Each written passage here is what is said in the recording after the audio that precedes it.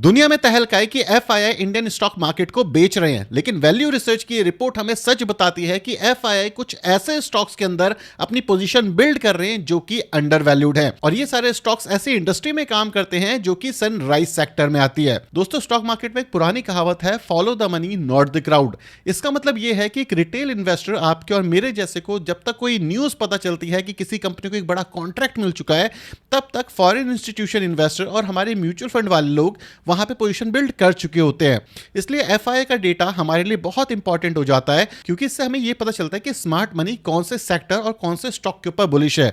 और जब भी हम स्मार्ट मनी की बात करते हैं तो उनके पास काफी सारे ऐसे रिसोर्सेज का एक्सेस होता है जो एक रिटेल इन्वेस्टर के पास नहीं होता। तो इस वीडियो में हम ऐसे ही स्टॉक पे डिस्कस करेंगे जहां पे स्मार्ट मनी दबा करके खरीद रहा है और एक रिटेल इन्वेस्टर को सिर्फ ये बताया जा रहा है कि एफआईआई तो लगातार बेच रहे हैं। सो मेरा नाम है अभिषेक उपाध्याय और आप देख रहे हो ग्रो विद अभी। अगर आपको लॉजिकल और प्रैक्टिकल वीडियोस पसंद है तो ये चैनल आपके लिए है। प्लीज सब्सक्राइब कर देना और पुराने हो तो लाइक कर देना। शुरू करते हैं वीडियो। स्टॉक के नाम बताने से पहले कुछ ऐसे फैक्टर्स हमें पता होने चाहिए ताकि हम स्मार्ट मनी की कॉन्सेप्ट को सही से समझ पाएं और उसको सही से इंप्लीमेंट कर पाएं। स्मार्ट मनी का मतलब वो इन्वेस्टर्स होते हैं जो कि बड़े होते हैं।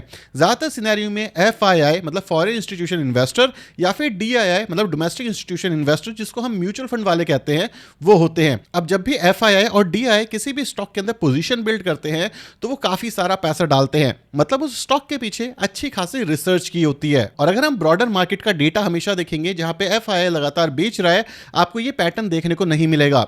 इसलिए हमें शेयर होल्डिंग पैटर्न पे जहां पे एफआईआई लगातार खरीद रहा है उसको नोट करना चाहिए। अब जो स्मार्ट मनी होता है, जब भी किसी स्टॉक के अंदर पोजीशन बिल्ड करता है तो मेजॉरिटी ऑफ द केसेस में वो स्टॉक या तो गिरा होता है या कंसोलिडेट हो रहा होता है, या फिर उस स्टॉक ने रिसेंटली 52 वीक हाई ब्रेकआउट दिया होता है और बहुत ज्यादा हाई चांसेस होते हैं कि कोई बड़ा ऑर्डर मिलने वाला है। इसी वजह से स्मार्ट मनी उस स्टॉक के अंदर पोजीशन बिल्ड करते हैं।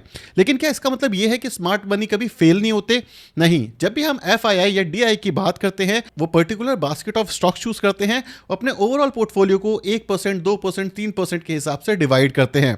तो जरूरी नहीं है कि स्मार्ट मनी अगर इन्वेस्ट कर रहा है तो वो 100% ऊपर जाएगा, ऐसा नहीं होता। इवन स्मार्ट मनी भी काफी बार फेल होता हुआ हमें दिखा है। और इसका बेस्ट एग्जांपल 2020 के आसपास यस बैंक और डेल्टा कॉर्प 2025 के आसपास आपने देखा होगा, जहां पे स्मार्ट मनी ने काफी पैसा तो लगाया था लेकिन वो स्टॉक्स नहीं चले और स्मार्ट मनी ने भी काफी सारा पैसा खोया। तो इसलिए स्मार्ट मनी कहां पे पैसा लगा रहा है ये जानना जरूरी है, लेकिन उसके बावजूद भी अपनी एनालिसिस सबसे ज्यादा इंपॉर्टेंट होती है। तो स्टॉक के नाम जानने से पहले ये डिस्क्लेमर पढ़ लो, ये वीडियो सिर्फ एजुकेशन पर्पस के लिए, कोई बाइंग और सेलिंग रिकमेंडेशन नहीं है और मैं सेबी रजिस्टर्ड एडवाइजर नहीं हूं। लिस्ट का सबसे पहला स्टॉक है कमिंस इंडिया। अगर कमिंस के अंदर हम एफआईआई की बात करें तो यहां पे आप देख सकते हो कंसिस्टेंसी के साथ एफआईआई ने यहां पे अपनी स्टेक बढ़ाई है। डीआईआई की बात करें तो डीआईआई कंसिस्टेंट होल्डर रहे थे, लेकिन डीआईआई ने रिसेंट सेल किया जो कि बाय करा है एफआईआई ने। यहां पे प्रमोटर की होल्डिंग भी काफी अच्छी है और जो रिटेल है उसकी होल्डिंग काफी कम। लेकिन क्वेश्चन ये है कि एफआईआई कमिंस इंडिया में क्यों इन्वेस्ट कर रहा है? सबसे पहली चीज टेक्निकल पैटर्न, ये मैं आपको आगे बताऊंगा। लेकिन अगर आप रिसेंटली हमारी गवर्नमेंट को देखोगे और कल ही एक न्यूज आई जहां पे माइक्रोसॉफ्ट इंडिया के अंदर $17 बिलियन इन्वेस्ट करने वाला है। इसका मतलब यह है कि इंडिया के अंदर इंफ्रास्ट्रक्चर ग्रोथ होने वाली है, नए नए डेटा सेंटर बनने वाले हैं और नए नए सेमीकंडक्टर चिप की मैन्युफैक्चरिंग होने वाली है। और इन सबको चाहिए पावर जेनसेट, जिसके अंदर कमिंस इंडिया लीडर है। जब भी एफआईआई इंडिया के अंदर इन्वेस्ट करता है तो एक ऐसा स्टॉक ढूंढता है जो कि डिफेंसिव हो, इसी के साथ साथ वो ग्रोथ भी आपको ला करके दे, जिसके हिसाब से Cummins India perfectly balance approach आपको दे सकता है। अगर हम इस स्टॉक के फंडामेंटल्स की बात करें तो करंटली 1,25,000 करोड़ के मार्केट कैप के साथ आ रहा है। PE 54 का है, ROCE 36 का है और ROE 28 के आसपास है। रिसेंटली अगर आप देखोगे तो एक मेजर कंसोलिडेशन के बाद एक मेजर अप ट्रेजेक्टरी यहां पे दिख रही है। जैसे हमने डिस्कस किया था, स्मार्ट मनी कंसोलिडेशन में खरीदता है और उसके बाद धीरे धीरे करके ऊपर लेके जाता है जैसे जैसे जो इंडस्ट्री है वो ग्रो कर रही होती है। अगर हम इसके ईयर ऑन ईयर लेवल के रेवेन्यूज की बात करें तो ये कंपनी ऑल टाइम हाई के रेवेन्यूज पे बैठी है और ऑल टाइम हाई के नेट प्रॉफिट के ऊपर भी। और जैसे हमने शेयर होल्डिंग पैटर्न में देखा, प्रमोटर एफआईआई और डीआईआई अपनी होल्डिंग कांस्टेंट रखते हैं और मेजॉरिटी ऑफ द होल्डिंग यहां पे बड़े इन्वेस्टर्स के पास है, जो कि एक पॉजिटिव साइन है। अगर हम कमिंस इंडिया के चार्ट पे आएंगे तो एक मस्त चीज आपको दिखेगी कि ये एक मेजर रेजिस्टेंट रहा है कमिंस इंडिया का। यहां पे एक अमेजिंग पैटर्न बनता दिखता है, वो क्या है? वो है कप एंड हैंडल पैटर्न। अगर आप देखोगे तो ये कप एंड हैंडल पैटर्न के आसपास ही फॉर्म कर रहा है। ये हमें ये बताता है कि जितनी डेप्थ है उसी के आसपास आपको यहां पे अप मूव दिखेगा। तो जो इसका शॉर्ट टर्म टारगेट प्राइस जो ज्यादातर इन्वेस्टर्स प्रिडिक्ट कर रहे हैं वो अप्रॉक्सीमेटली 6000 के आसपास हो सकता है। ये कितना ऊपर जाएगा कितना नीचे ये तो हमें आगे चल करके ही पता चलेगा। और जैसे मैंने बताया कोई बाइंग और सेलिंग रिकमेंडेशन नहीं है, लेकिन जो यहाँ पे एक मेजर रेजिस्टेंट था 4195 का, उसको एक हाई वॉल्यूम से इस स्टॉक ने तोड़ दिया। इसका मतलब यह है कि ये स्टॉक अब मोमेंटम में आ चुका है और बड़े इन्वेस्टर की नजर इस स्टॉक पे आ चुकी है। अब बात करते हैं अपने स्टॉक के सेकंड लिस्ट की, जो काफी ज्यादा र्यूमर में था कि जो पावर जनरेशनल सेक्टर है वो अब स्टैग्नेंट हो चुका है, यहाँ पे कोई भी ग्रोथ नहीं आ रही। और इसी तरीके की सिचुएशन में जो रिटेल इन्वेस्टर है वो एग्जिट कर जाता है स्टॉक से। लेकिन जो स्मार्ट मनी है वो ऐसे सिचुएशन में जब मार्केट में वो स्टॉक कंसोलिडेट कर रहा होता है तब उसके अंदर घुसने की कोशिश करते हैं। और जब तक वो घुसते हैं अपनी पोजीशन बिल्ड करते हैं, उस स्टॉक को नीचे रखने की पूरी कोशिश की जाती है। और जैसे ही उस स्टॉक के अंदर उनकी पोजीशन कंप्लीट हो जाती है और लोगों की जब तक नजर पड़ती है तब तक वहां पे जो एफआईआई और डीआईआई है अपनी पोजीशन बिल्ड कर चुके होते हैं। और पावर सेक्टर में जो टाटा पावर है उसके ऊपर नजर पड़ चुकी है एफआईआई की। लेकिन टाटा पावर ही क्यों?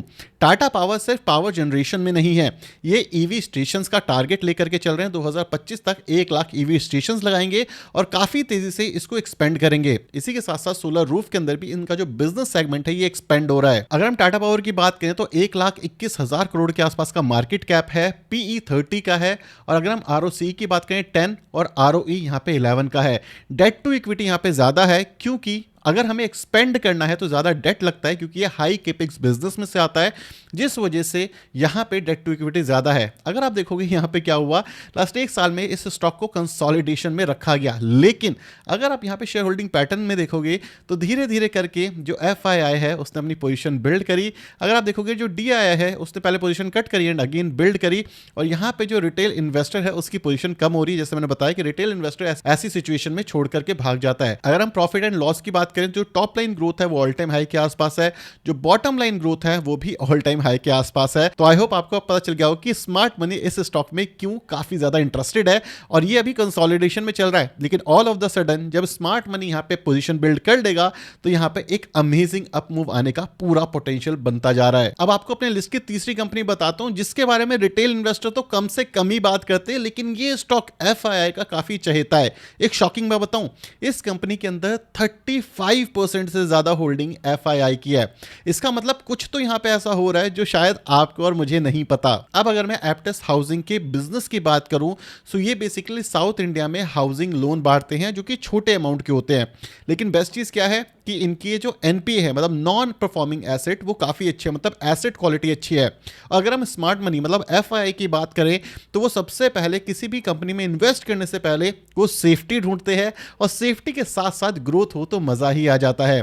जो हाउसिंग फाइनेंस कंपनी है इंडिया के अंदर उसकी ग्रोथ 22% के सीएजीआर से मानी जा रही है। मतलब इस लेवल की ग्रोथ हाउसिंग फाइनेंस कंपनीज में तो इंडस्ट्री के लेवल पे हो रही है। तो अगर कोई कंपनी यहाँ पे अच्छा काम कर रही है तो सोचो ये सनराइज सेक्टर है और यहाँ पे जो कंपनी है वो छोटी है तो कितनी ज्यादा ग्रोथ आने के चांसेस हैं। अगर हम एप्टेस वैल्यू हाउसिंग फाइनेंस की बात करें तो 14,000 के मार्केट कैप पे ट्रेड कर रही है। स्टॉक का पी 17 का है। लेकिन यहाँ पे जो सबसे इंपॉर्टेंट नोट है वो है price to book 3.11, return on asset 7 है, मतलब रिटर्न ऑन एसेट ज्यादा है, प्राइस टू बुक कम, मतलब यहाँ पे ग्रोथ स्टोरी काफी बड़ी बन सकती है। और आप रिसेंटली देखोगे तो जब से ये लिस्ट हुआ है, जब से इसका आईपीओ आया है, इसने कोई ग्रोथ नहीं दी है। लेकिन स्लोली स्टेडली जो स्मार्ट मनी है वो उसमें इन्वेस्ट कर रहा है और जो प्री आईपीओ वाले एफआईआई डीआई हैं उन्होंने रिसेंटली एग्जिट भी प्लान किया है। अगर हम इसके ईयर ऑन ईयर लेवल के टॉप लाइन ग्रोथ की बात करें तो काफी अच्छा दिख रहा है और जो बॉटम लाइन ग्रोथ है वो भी कंसिस्टेंसी के साथ ग्रो हो रही है 25% की, जो कि काफी ज्यादा अमेजिंग है। अगर हम शेयर होल्डिंग पैटर्न की बात करें तो प्रमोटर ने रिसेंटली एग्जिट करा है। लेकिन प्रमोटर है कौन? ये बैंक है या बड़े इंस्टीट्यूशन इन्वेस्टर्स हैं जो कि प्री आईपीओ यहां पे घुसे, अच्छा पैसा बनाया और एग्जिट किया। लेकिन यहां पे जो एफआईआई है उसका रुझाव काफी ज्यादा बढ़ गया है, इसी वजह से एफआईआई की ग्रोथ बढ़ रही है। जो डीआई है वो भी चुपचाप यहां पे खरीद रहा है और जो पब्लिक है वो भी धीरे धीरे खरीद रही है। तो आपने अभी तक एक चीज नोट कर ली होगी कि बड़े लेवल पे तो एफआईआई दबा करके बेच रहे हैं इंडियन स्टॉक मार्केट को, लेकिन अगर आप डीप डिगिन करोगे तो आपको कुछ ऐसे स्टॉक्स मिल रहे हैं जहां पे एफआईआई दबा करके खरीद रहा है। तो इसलिए कहते हैं ना, हमेशा सुनी सुनाई बात पे नहीं जाना चाहिए। अब बात करते हैं अपने लिस्ट के चौथे स्टॉक की, मतलब पॉलीकैब इंडिया। रिसेंटली ये स्टॉक काफी ज्यादा वॉलेटाइल रहा, 2 बार 30% के आसपास करेक्ट कर गया। लेकिन यहां पे पता है गलती क्या हुई? जो रिटेल इन्वेस्टर था वो डर गया, उसने एग्जिट कर लिया। लेकिन वहीं पे स्मार्ट मनी मतलब एफआईआई ने एक यहां पे अपॉर्चुनिटी देखी, मतलब डीप वैल्यूएशन और करेक्शन, जिसको हम कहते हैं ना बाय ऑन डिप, ये चीज स्मार्ट मनी ने करी। जिस वजह से जो एक ऐसी कंपनी है जो कि एक हाई ग्रोथ वाले सेगमेंट में काम करती है और मार्केट लीडर भी है, यहाँ पे स्मार्ट मनी धीरे धीरे करके पोजीशन बिल्ड कर रहा है और आप इसके स्टॉक प्राइस ग्रोथ से ये चीज समझ सकते हो। तो अगर हम पॉलीकैब इंडिया के फंडामेंटल्स देखें तो 1,07,000 करोड़ के आसपास की कंपनी है। स्टॉक का पी 43 का है, ROC 29 का है, ROE यहाँ पे 21 का है, मतलब काफी अच्छे तरीके से ये ग्रो कर पा रही है। इसी के साथ साथ स्टॉक प्राइस के अंदर आप देखोगे, जैसे मैंने डिस्कस किया, ये 30% के आसपास करेक्ट करती है। तो जब भी एक डीप डिस्काउंट दिखे इस कंपनी को, हमें तभी कंसिडर करना चाहिए। अगर हम टॉप लाइन की बात करें तो ऑल टाइम हाई के टॉप लाइन ग्रोथ यहाँ पे दिख रहे हैं, बॉटम लाइन ग्रोथ भी यहाँ पे कंसिस्टेंट आपको देखने को मिल रही है और कंपाउंडेड जो बॉटम लाइन ग्रोथ है वो 28% के आसपास है, जो कि अमेजिंग है इस सेक्टर के अंदर। मतलब इनके पास प्राइसिंग पावर है और प्राइसिंग पावर वाली कंपनी एफआईआई को हमेशा पसंद आती है। अगर हम बात करें प्रमोटर्स की तो कांस्टेंट लेवल पे प्रमोटर ने होल्ड किया और रिसेंटली पोजीशन थोड़ी सी कट करी है, लेकिन वो कट करी हुई पोजीशन खरीदी किसने? अगेन एफआईआई, मतलब फॉरेन इंस्टीट्यूशन इन्वेस्टर्स। यहां पे अगर आप देखोगे तो डीआईआई भी धीरे धीरे करके पोजीशन बिल्ड कर रहे हैं और जो पब्लिक है उसके हाथ से पोजीशन जा रही है। क्यों? क्योंकि जो पब्लिक है उसके पास इतना रिस्क एपेटाइट ही नहीं होता कि एक स्टॉक जहां पे उसने एक decent amount of potential growth देख लिया, वो ये सोचता है कि अब इससे ज्यादा बड़ा क्या हो जाएगा। लेकिन आपको पता होना चाहिए कि बड़ी चीज और बड़ी हो सकती है अगर बिजनेस अच्छा है तो। अब पांचवा सेक्टर मेरा पर्सनल फेवरेट है, क्योंकि रिसेंटली जीएसटी कट होने के बाद तो ऑटोमोबाइल सेगमेंट में आगे लग गई है। लेकिन बेस्ट चीज पता है क्या है? गाड़ी बनाने वाले तो पैसा कमा रहे हैं, लेकिन उससे बढ़िया ग्रोथ गाड़ी के जो पार्ट बनाते हैं वो कंपनियां बना रही है, मतलब वो एंसिलरी वाला सेक्टर। यहाँ पे जो स्टॉक है ल्यूमैक्स ऑटो टेक्नोलॉजी, ये वाला जो स्टॉक है इसके जो Q2 के नंबर आए ये काफी ज्यादा सॉलिड थे, जिसको देख के पता चलता है कि एफआई को ये स्टॉक क्यों पसंद है। इसी के साथ साथ 13,000 करोड़ की एक स्ट्रॉन्ग ऑर्डर बुक भी लेकर के ये कंपनी घूम रही है। और अगर आप एफआई की बात करोगे, जितने भी स्टॉक्स हमने यहाँ पर डिस्कस करे उनकी या तो ऑर्डर बुक अच्छी है या फिर एक एग्रेसिव सेक्टर के अंदर काम करते हैं। जैसे ये वाली कंपनी भी ईवी कंपोनेंट के अंदर रिसेंटली शिफ्ट कर रही है, ये काफी एग्रेसिव मूव हो सकता है। तो ये जो स्टॉक है 10x तक के पोटेंशियल रखता है। अगर हम स्टॉक की बात करें ल्यूमैक्स ऑटो टेक्नोलॉजी, यहाँ पे 10,000 करोड़ की कंपनी है, मतलब स्मॉल कैप की कंपनी है, रिस्क ज्यादा होगा। स्टॉक का पी 47 का है, ROC 19 का, ROE 20 के आसपास का है, डेट टू इक्विटी 1 का है, मतलब डेट कंपनी पे थोड़ा ज्यादा है। छोटी कंपनी है तो डेट होना ही है। स्टॉक प्राइस रिसेंटली काफी अप गया जैसे जैसे एफआई ने ग्रोथ दिखाई, ये भी मैं बताऊंगा कैसे। अगर आप क्वार्टर ऑन क्वार्टर के रिजल्ट्स की बात करोगे तो देखो क्वार्टर ऑन क्वार्टर के रिजल्ट्स में एक अच्छा पंप रहा। टॉप लाइन की बात करें तो ऑल टाइम हाई के टॉप लाइन है, बॉटम लाइन भी ऑल टाइम हाई के आसपास है। जो बॉटम लाइन है उसकी ग्रोथ 36% से हो रही है, जो कि एक्स्ट्रा ऑर्डिनरी है अपने सेगमेंट के अंदर। तो पोटेंशियल काफी ज्यादा हाई है इस सेक्टर में, जैसे हमने डिस्कस किया था। प्रमोटर के पास अच्छी खासी की होल्डिंग है। जो एफआईआई है यहाँ पे इन्होंने पोजीशन बिल्ड करी है लास्ट काफी सारे क्वार्टर्स में। जो डीआईआई है यहाँ पर भी काफी अमेजिंग तरीके से पोजीशन बिल्ड हुई है। पब्लिक की जो पोजीशन है वो ऑलमोस्ट स्टैग्नेंट देखने को मिलती है, इवन कम हुई है। सो बड़े इन्वेस्टर इस बिजनेस को लेकर के भी काफी एक्साइटेड है। कंपनी छोटी है तो इसलिए बहुत सारा पैसा यहाँ पे जो बड़े इन्वेस्टर्स हैं नहीं डाल सकते, अदरवाइज एग्जिट लेने में प्रॉब्लम हो सकती है। अब ये तो वो 5 स्टॉक थे जो कि एफआईआई और डीआईआई खरीद रहे थे। अगर आपको बेस्ट स्टॉक चाहिए जो कि 50 रुपए के अंदर 100 रुपए के अंदर मिल सकते हैं तो ये वाली वीडियोस आप जरूर देखना। एक और चीज बता दूं, एफआईआई डीआईआई इन्वेस्ट करें इसका मतलब ये नहीं है वो स्टॉक चलेगा, तो इसलिए अपनी रिसर्च करके ही इन्वेस्ट करना। ये वीडियो सिर्फ एजुकेशन पर्पस के लिए थी, कोई बाइंग और सेलिंग रिकमेंडेशन नहीं है।